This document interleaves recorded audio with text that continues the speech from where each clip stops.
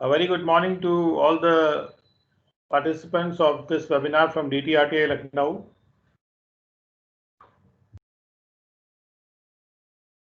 The topic for today's webinar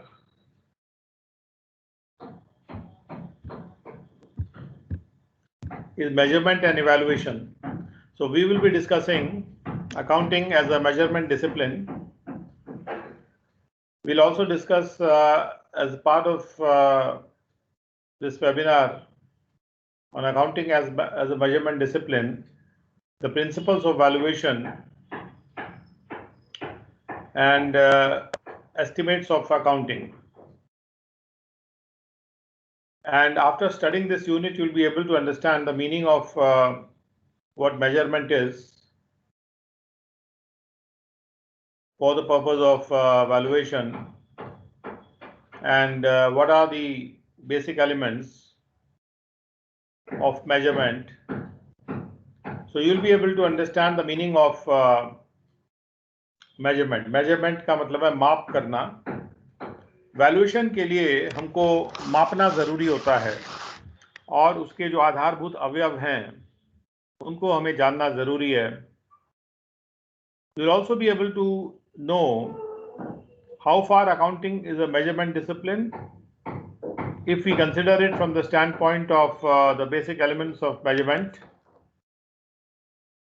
how far it is actually a discipline or a subject of study. We'll also distinguish measurement from valuation, how measurement is different from valuation. Apart from that, we'll also learn the different measurement bases like historical cost, like realizable value and like present value. These are basically the bases, या आधार हैं जिस पर measurement किया जाता है, या तो historical cost या रियलाइजेबल वैल्यू. रियलाइजेबल वैल्यू यानी किसी चीज को बेचने से जो वैल्यू प्राप्त होती है या जो भी मनी टर्म्स में जो मूल्य प्राप्त होता है, या आज की तारीख में क्या वैल्यू है, क्या मूल्य है किसी चीज का. तो वैल्यू जो है वो ऐतिहासिक भी हो सकती है, वैल्यू वो भी हो सकती है जो किसी चीज को ट्रांसफर करके या बेच के प्राप्त होती है, और वैल्यू आज की तारीख में या मौजूदा वैल्यू वो भी हो सकती है. हम ये भी समझेंगे कि मेजरमेंट के जो बेसिस हैं उससे हम कैसे एक ऑब्जेक्टिव वैल्यूएशन कर सकते हैं. ऑब्जेक्टिव और सब्जेक्टिव दो शब्द होते हैं जिनको समझना जरूरी है. सब्जेक्टिविटी वो चीज है जो कि व्यक्तिगत होती है और ऑब्जेक्टिविटी जो होती है वो वस्तुगत होती है. When we do a subjective valuation, it means that हमारे अपने prejudices, हमारे अपने इंटरेस्ट और हमारे खुद के जो इंटरेस्ट हैं वो उसमें शामिल होते हैं. और जब हम एक ऑब्जेक्टिव वैल्यूएशन करते हैं तो हम अपने खुद के प्रेजुडिसेस को वहाँ पर सामने नहीं लाते और किसी भी वस्तु को देखकर ही हम उसका वैल्यूएशन करते हैं. जब भी हम किसी ट्रांजैक्शन या इवेंट को रिकॉर्ड करना चाहते हैं अपने बुक्स ऑफ अकाउंट्स में, तो जो वैल्यूएशन हम करते हैं वो ऑब्जेक्टिव हो सकता है या सब्जेक्टिव हो सकता है.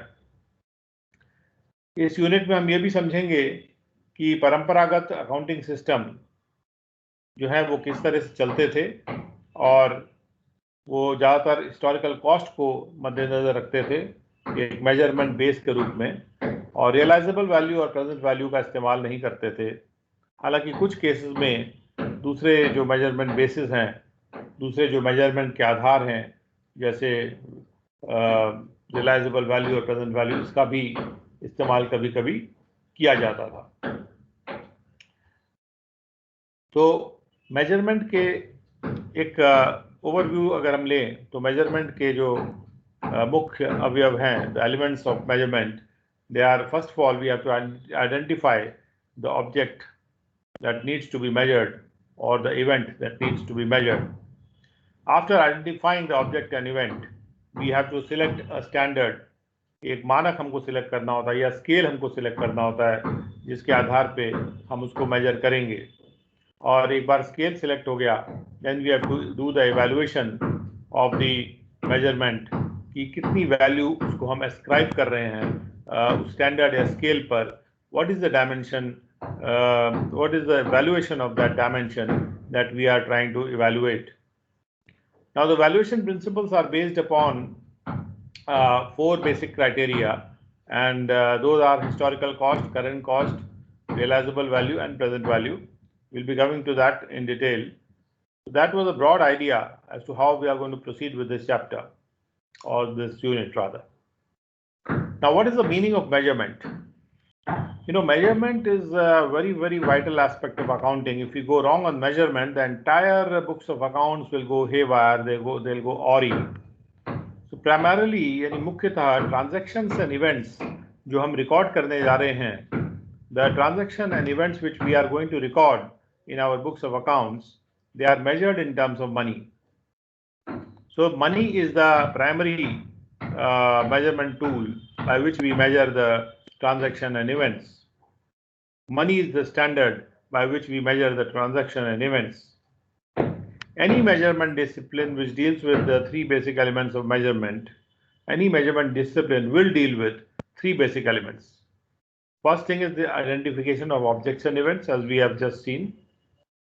कौन से ऑब्जेक्ट या कौन से इवेंट को मेजर करना है, ये तय करना है, उसको पहचानना है. उसके बाद उस पर एक स्टैंडर्ड या स्केल को सिलेक्ट करना है जो हम इस्तेमाल करेंगे उसको मेजर करने के लिए. और उसके बाद उसके जो डायमेंशन है, उसका जो साइज है, उसको इवैल्यूएट करना है, यानी कि उसको एक वैल्यू प्रदान करनी है उस मेजरमेंट स्टैंडर्ड पे या स्केल पे जो हमने तय किया है. मान लीजिए हमको किसी भी टेबल की लंबाई नापनी है, तो जब हम किसी टेबल की लंबाई नापते हैं, एक ऑर्डिनरी एग्जांपल अगर हम लें मेजरमेंट का, कि मान लीजिए कि हमको टेबल की लंबाई नापनी है, तो टेबल हमारे लिए वो ऑब्जेक्ट या इवेंट है जिसको हमको नापना है. उसके बाद जब हम तय कर लेते हैं कि इसको हम सेंटीमीटर स्केल से नापेंगे, तो हमने एक स्टैंडर्ड या स्केल हमने तय कर लिया. और उसके बाद जब हम उसको नाप लेंगे तो उसका जो डायमेंशन है टेबल का, जो लेंथ है जिसको हमें नापना है, उसको हम एक वैल्यू प्रदान करेंगे नाप के. कि स्केल पर हम कहेंगे इस टेबल की लंबाई 250 सेंटीमीटर है, तो 250 सेंटीमीटर उसका इवैल्यूएशन हो गया.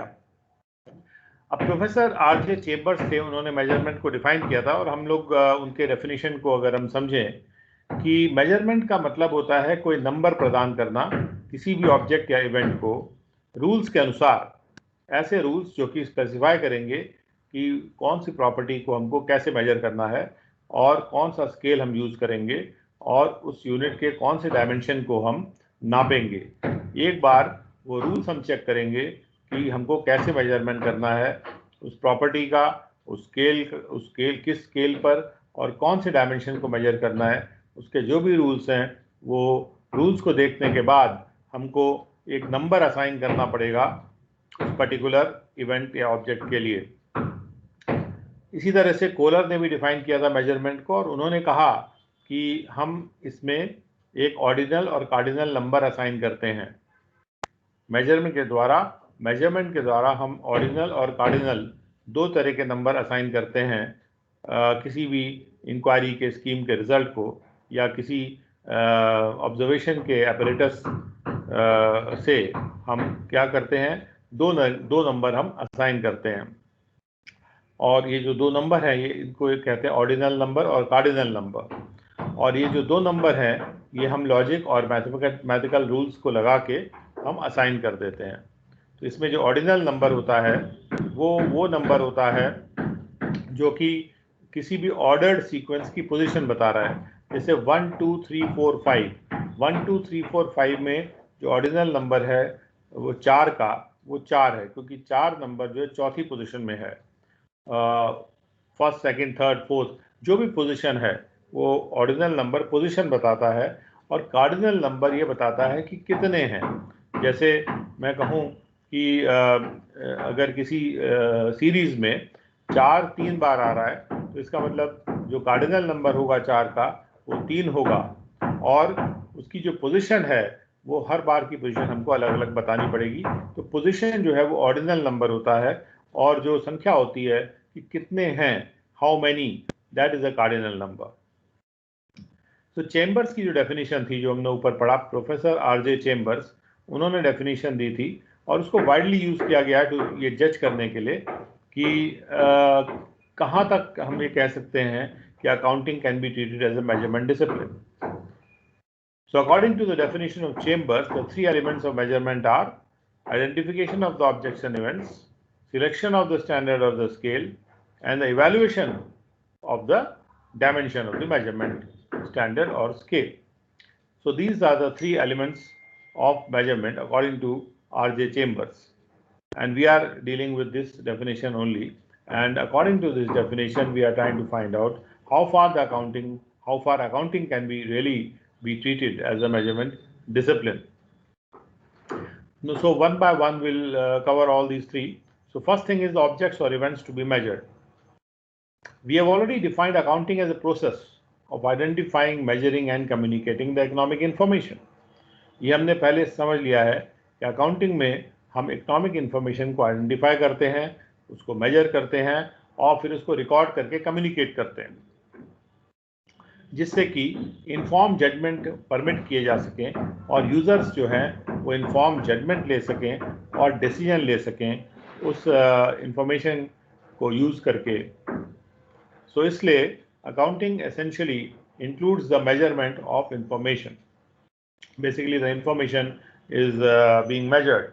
Information is coming in to the accountant, and the accountant is applying the measurement standards and the scale and tools, and he is measuring the information and producing a valuation. And when he produces a value or a valuation, he puts that valuation into the books of accounts, and finally the financial statements are prepared, and those financial statements are communicated to the users of the information. And users of the information thereby are facilitated in making informed judgments and the informed decisions in that case. Now, all the decision makers need past, present, and the future information. The decision makers would need the information of the past, present, and the future. And for external users, generally, the past information is communicated to the external users, because external users would also like to know the past information too. There is no uniform set of events and transactions in accounting. In accounting, there is no uniform set. Every time the set of the events and transactions may change according to the nature of the business. So therefore, there will be no uniform set of events and transactions in accounting which are required for decision making. For example, in cash management. Now, what we are doing in cash management is that we are considering various cash receipts. We are considering various cash expenses that are necessary objects and events. So when we are doing cash management, what we are recording is the cash receipts and the cash expenses. Obviously, the decision makers need past cash receipts and the expenses data. It is very obvious that decision makers need the past cash receipts and the expenses data along with the projected receipts and expenses. The past information is also required and the projected future information is also required. Now, for giving loan to a business, one needs information. If somebody wants to give a loan to a business, he would like to have information regarding the repayment ability of that particular business, whether that particular business will be able to make the repayment of the loan that is going to be given to that particular business. Now, this is called debt servicing. The capacity of a business to repay the loan, or the capacity of the business to service the debt of principal and interest amount of the loan.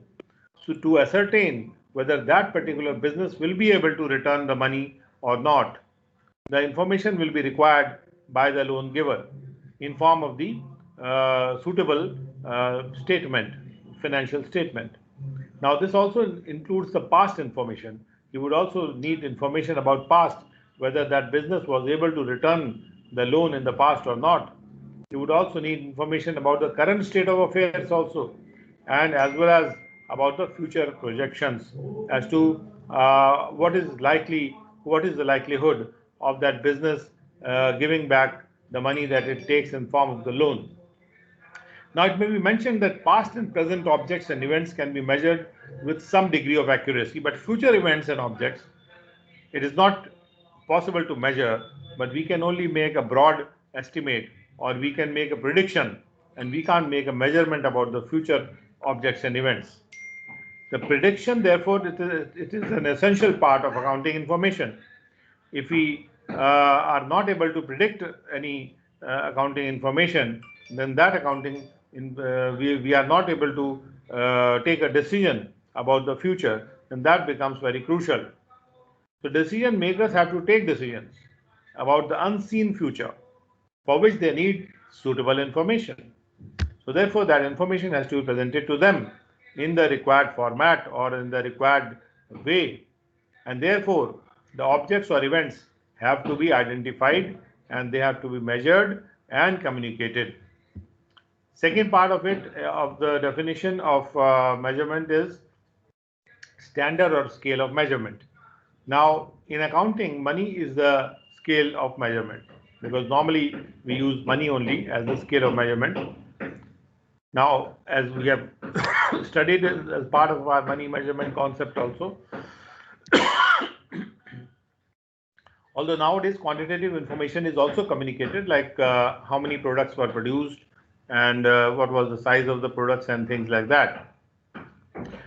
We also communicate quantitative information also. So therefore, the standard or scale of measurement can be quantitative also, as well as money nowadays. Now, money as a measurement scale has no universal denomination, because all over the world, money is measured in different kind of currencies. Money can take the shape of the currency which is ruling in that country. For example, in India, if you want to have a scale of measurement, then it would be rupee. In UK, similarly, it would be pound sterling. Germany, it will be Deutsche Mark, and in United States, it will be the dollar. And similarly. And also, there is no constant exchange relationship among the currencies, because the comparative evaluation of currencies keeps on changing all the time. The rate, for example, of rupee vis-a-vis the dollar would not remain the same all the time. It will continuously change almost on a daily basis. Now, if one businessman in India, for example, he took a loan of 5,000 rupees from a businessman of the USA. Now, what he would do is that he would enter that transaction in his books of accounts in terms of the rupee. He would say, he would not write that I have taken a loan of $5,000. What he would say is that if the US dollar to rupee rate is, let's say, 50 rupees, he will say that I have taken a loan of 2,50,000 rupees. Now, afterwards, maybe the exchange rate will go up or down. Let's say the exchange rate goes down, and now $1 is equal to 55 rupees. So now what he will do is, at the changed exchange rate, the loan amount now becomes 2,75,000. You know, the loan, nothing has basically happened to the loan amount. The only thing that has happened here is that the exchange rate has changed. So likewise, money as a unit of measurement will be lacking universal applicability. Like all over the world, the same unit or the same currency cannot be used across the boundaries of all the countries, unless we arrive at one currency for the entire world. And there is no such fashion nowadays that one currency should be adopted in the entire world. Europe had made an attempt towards this line, and maybe in the future it will come, but we are not sure about it. Since the rate of exchange fluctuates between the two currencies over the time, now money as a measurement scale also becomes very volatile and keeps on changing every time, every now and then. So we come to the third part of measurement, and that is the dimension of the measurement scale. An ideal measurement scale should be stable over time. For example, if anyone buys 1 kilogram of cabbage today, so the quantity that he will receive will be the same if he will buy 1 kilogram of cabbage 1 year later also. So there is uniformity in that sense. Similarly, length of 1 meter of cloth will not change if it is bought a few days later. That is to say, a measurement scale should be stable in dimension. There should be a stability in the measurement scale. as we can see in the length or in kilograms and things like that. So money as a scale of measurement is not a stable scale of measurement, because currencies are changing and fluctuating vis-a-vis each other. There occurs continuous change in the input-output prices. If we use money as a scale of measurement, there will be a continuous change in the input prices and the output prices. The same quantity of money may not have the ability to buy the same quantity of the identical goods at different dates. So therefore, that's how we can see money as a constantly changing scale of measurement. Now, therefore, information of 1 year, which is measured in money terms, we will not be able to compare it with the information of any other year when we measure it in the money terms, because the rate of money or the scale of money is constantly changing. Money as a scale does not remain the same all the time. Suppose production and sales of a company in 2 years, for example, is 5,000 rupees in year 1, and the value of that is 5 lakh rupees. Now let's say in year 2, that company makes 4,500 pieces, and therefore the amount of that, the cost of that 4,500 pieces is 5,40,000 rupees. Now looking at the monetary figures or the money figures, one may be glad to see, oh wow, that 8% sales growth is there, because from 5 lakh we have gone to 5,40,000. But in fact, there is a 10% production sales decline, because in the first year the company was producing 5,000 pieces, but in the next year the company is now producing 4,500 pieces only, or rather able to sell so many pieces only. The growth which was envisaged through the monetary figures is only due to the price change and not because of the items sold. And therefore, let us suppose further that the cost of production for the above mentioned in 2 years is for the 5,000 pieces was 4 lakh rupees, and for the 4,500 pieces, now the cost of production has gone up to, let's say, 4,50,000 rupees. So what do we have out here? We would say that we have gross profit, sales minus cost of production. We know that gross profit is sales minus cost of production. So in the first year, profit was 1 lakh rupees, while in the second year, the profit was 90,000 rupees. So therefore, when we go from 5 lakh to 4 lakh, we see that the profit as shown here is 1 lakh rupees, 5 lakh minus 4 lakh, because 4 lakh is the cost of production, and in the second year cost of production is 4,50,000. So in the second year the profit is 5,40,000 minus 4,50,000, that comes to 90,000. So therefore we can see a 10% decline in the gross profit. So we can say here in essence that money as a unit of measurement is not stable in its dimension, and therefore accounting measures information mostly in money terms, which is not a stable scale. Having universal, it does not have a universal applicability, and it is not even stable in dimension for comparison over the time aspect also. So therefore we can say that money is not by which we can make an exact measurement comparison or even an exact measurement valuation. So in that sense, we can say, since accounting uses money as a basic standard or scale, accounting cannot be said to be an exact measurement discipline. It is a varying measurement discipline. It does not remain absolutely the same all the time. Now let us see a little more about accounting as a measurement discipline. How do you measure a transaction or an event? Ultimately, what you are going to record in the books of accounts is a transaction or an event. Now, unless the measurement base is settled, we cannot make progress to the record keeping function of the bookkeeping. First thing that we have to do is we have to settle the measurement base. Now we have already explained that accounting is meant for generating information suitable for users. If users are not able to get proper information or not able to get a proper comparison of the past information with the present information, they will not be able to make proper judgment or decisions. But generation of such financial information has to be done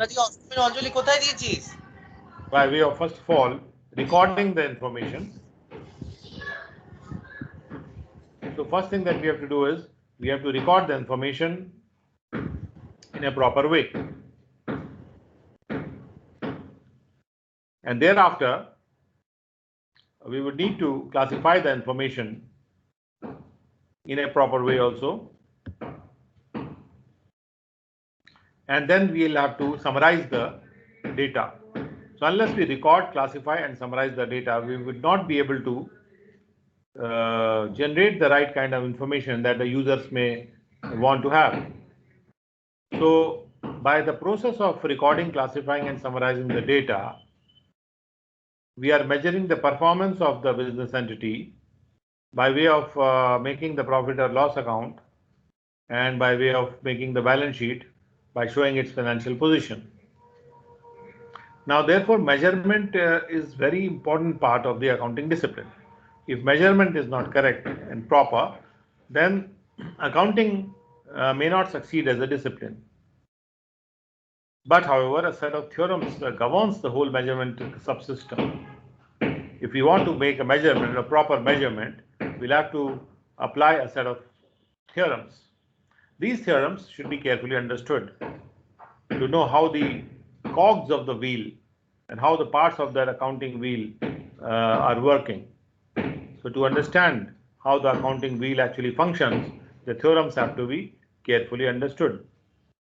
Nowadays, accounting profession has earmarked 3 theorems, and those 3 theorems that are used primarily, as we have studied them earlier also, as functions of bookkeeping and accountancy, they are going concern, consistency and accrual. So number 1 is going concern, number 2 is consistency, and number 3 is accrual. And these 3 are primarily the 3 theorems, and they are very fundamental accounting assumptions also, as we have already studied earlier. That is, these assumptions are taken for granted. Unless we make these assumptions, we cannot proceed forward. लेखांकन में 3 धारणाएं करना बहुत ही आवश्यक है. एक तो going concern वाली धारणा, कंसिस्टेंसी वाली धारणा और accrual.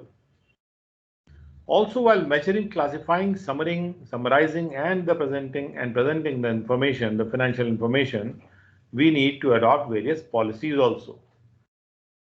So the recording, classifying, summarizing and the communication of information are also important part of accounting.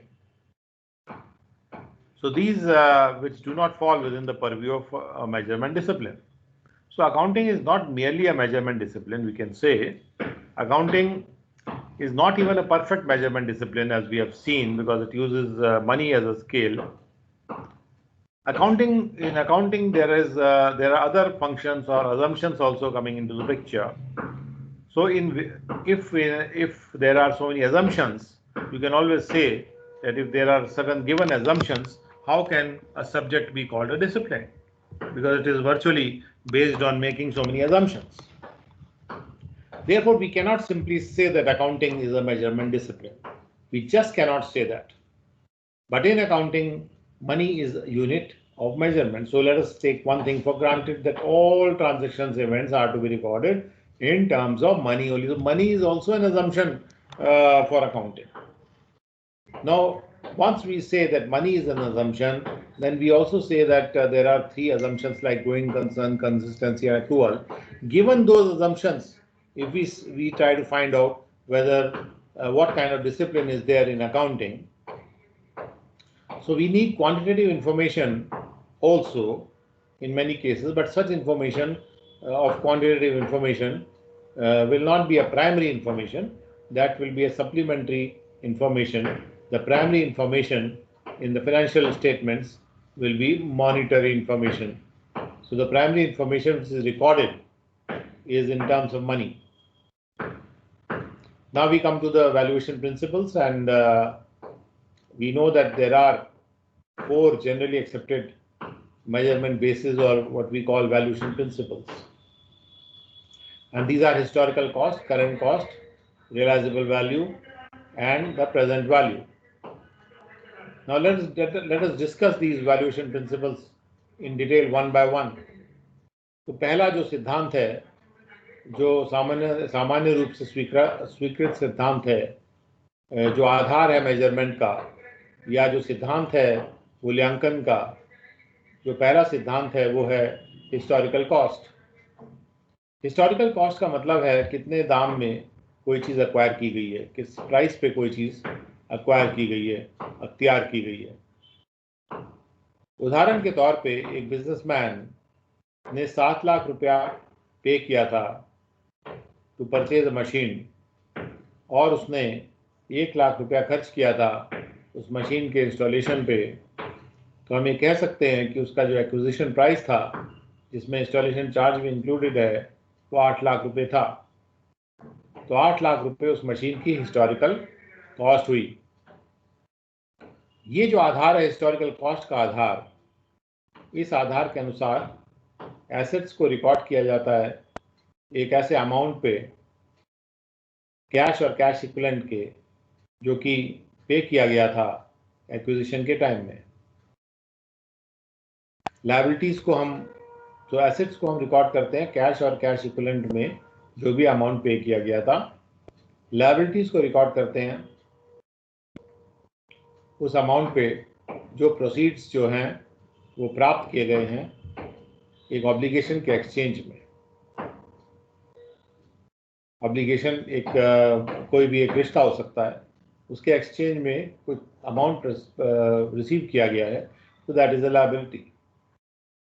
कुछ परिस्थितियों में लायबिलिटी को रिकॉर्ड हम कैश या कैश इक्विवेलेंट में भी कर सकते हैं, जो कि एक्सपेक्टेड है कि वो पे हम करेंगे किसी भी नॉर्मल कोर्स ऑफ बिजनेस को सेटिस्फाई करने के लिए। यानी लायबिलिटी जो है वो कोई प्राप्त की हुई राशि भी हो सकती है, और लायबिलिटी जो है एक अपेक्षाकृत पे की जाने वाली राशि भी हो सकती है। जब कोई एक बिजनेसमैन था, मान लीजिए वो था मिस्टर एक्स, और उस बिजनेसमैन ने 5 लाख रुपए का लोन लिया था एक बैंक से, और उन्होंने 10% इंटरेस्ट उस पर एनम के हिसाब से इंटरेस्ट उस पर पे किया, तो हमको उसको रिकॉर्ड करना है at the amount of the proceeds which are received in exchange for the obligation।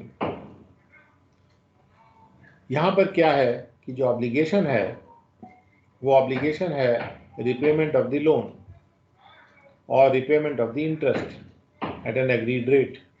यानी कि हमने जब लोन लिया है, या मिस्टर एक्स ने जब लोन लिया है, तो 5 लाख लोन जब लिया है तो उसको एक अमाउंट देना है जो कि प्रिंसिपल अमाउंट वापस करना है, जो 5 लाख है, और उसके अलावा उसे 10% का इंटरेस्ट भी देना है। तो हम ये कह सकते हैं जो प्रोसीड्स प्राप्त हुए हैं इस केस में वो है 5 लाख, और प्रोसीड्स हैं historical cost of the transaction. लेकिन जो लायबिलिटी है वो यहाँ पे, उसमें दोनों चीज़ हो सकती है कि जो इंटरेस्ट देना है वो भी एक लायबिलिटी हो सकती है, और प्रिंसिपल अमाउंट भी एक लायबिलिटी है।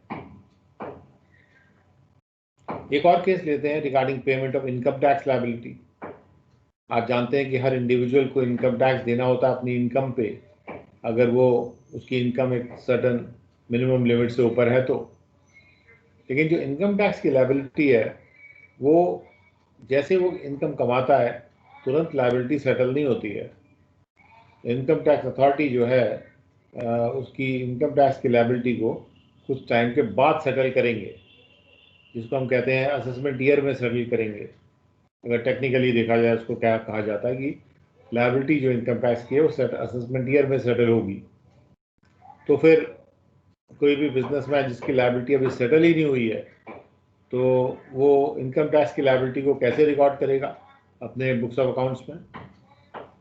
तो अगर वो हिस्टोरिकल कॉस्ट को बेस बनाता है तो वो अमाउंट रिकॉर्ड करेगा जो वो अपेक्षाकृत पे करने वाला है, जो उसको अपेक्षा है यानी अपेक्षा के अनुसार वो उसको रिकॉर्ड करेगा कि लायबिलिटी को डिस्चार्ज करने के लिए उसको कितना इनकम टैक्स देना पड़ सकता है फ्यूचर में। उसको मद्देनज़र रखते हुए वो हिस्टोरिकल कॉस्ट का आधार बना के उसको रिकॉर्ड कर सकता है। अब आते हैं अगले बेस पे, अगले आधार पे, और वो है करंट कॉस्ट। मान लीजिए कि मिस्टर एक्स ने कोई मशीन खरीदी थी 1 जनवरी 2000 को, और वो मशीनरी उसने 7 लाख रुपए में खरीदी थी। अगर हम हिस्टोरिकल कॉस्ट को बेस बना के चलें तो उसको 7 लाख रुपए रिकॉर्ड करना पड़ेगा एक्विजिशन प्राइस। अब 1/1/2011 को, यानी 11 साल के बाद, मिस्टर एक्स ने पाया कि उसका जो कॉस्ट है वो 25 लाख रुपए है उसी मशीन को परचेज करने का। और मान लीजिए कि मिस्टर एक्स ने एक लोन ले लिया बैंक से 1/1/2000 को 5 लाख रुपए का, जो कि 18% के हिसाब से उस पर इंटरेस्ट रिपेबल था at the end of 15th year, और टुगेदर विद द इंटरेस्ट समेत उसको 15 साल का लोन उसने मान लो 1/1/2000 को ले लिया। अब एज ऑन 1/1/2011 बैंक ने अनाउंस किया कि 1% प्रीपेमेंट की पेनल्टी वो लेगा। अगर प्रीपेमेंट पेनल्टी यानी लोन अगर पहले ही वापस कर दिया जाता है तो 1% बैंक पेनल्टी चार्ज करेगा उस लोन अमाउंट पे, अगर वो पे किया जाता है 15 दिन के अंतर्गत स्टार्टिंग फ्रॉम दैट डे। जिस दिन ये अनाउंसमेंट हुआ उस दिन से अगर 15 दिन में लोन का रिपेमेंट होता है या प्री पेमेंट कर दिया जाता है तो बैंक उस पर 1% पेनल्टी लेगा। ये बैंक ने अनाउंस किया। अब हिस्टोरिकल कॉस्ट के हिसाब से तो लायबिलिटी जो है वो 5 लाख पे रिकॉर्ड होनी चाहिए, क्योंकि 5 लाख का लोन लिया गया था एट द अमाउंट और proceeds which were received in exchange for obligation, मतलब जो ऑब्लिगेशन के एक्सचेंज में प्राइस रिसीव हुआ है, और and the asset is recorded at 7 lakh rupees, और जो एसेट है वो 7 लाख रुपए पे उसको रिकॉर्ड किया गया है। नाउ करंट कॉस्ट जो है वो एक ऑल्टरनेटिव मेजरमेंट बेस इस प्रकार से बनता है।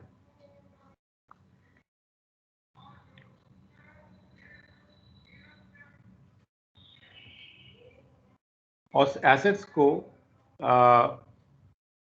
उस रेट पे दिखाया जाता है जो कि कैश का अमाउंट था या कैश इक्विवेलेंट था, जिसको देना पड़ेगा अगर उसी एसेट को एक्वायर किया जाता है करेंटली।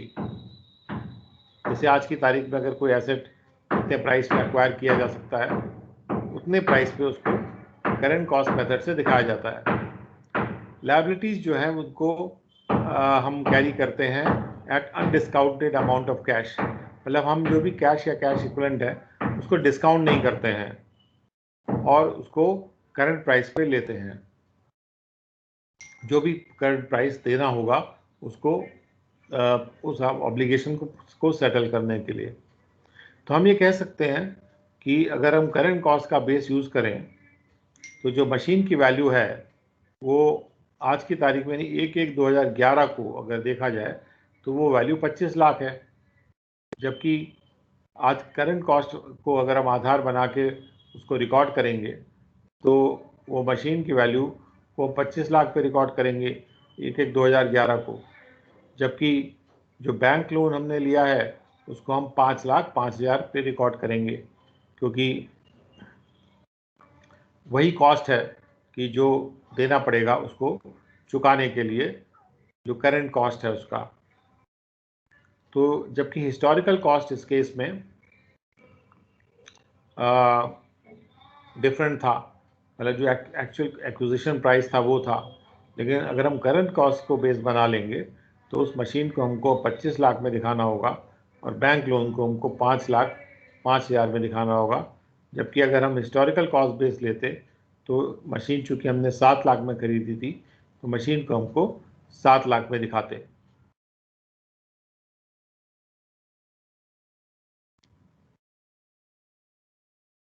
तो इस प्रकार से हमने अभी दो बेसिस को स्टडी किया है, और जो बाकी के बेसिस हैं और इस चैप्टर का जो बाकी पार्ट है वो हम पार्ट 2 में कवर करेंगे, and that will be in the evening. So for the remaining part of this session, please join us at 8:45 p.m. in the evening, and then we can take the remaining questions also, and the remaining part of this particular topic in more detail. So therefore we come to the end of this particular session, and we invite you to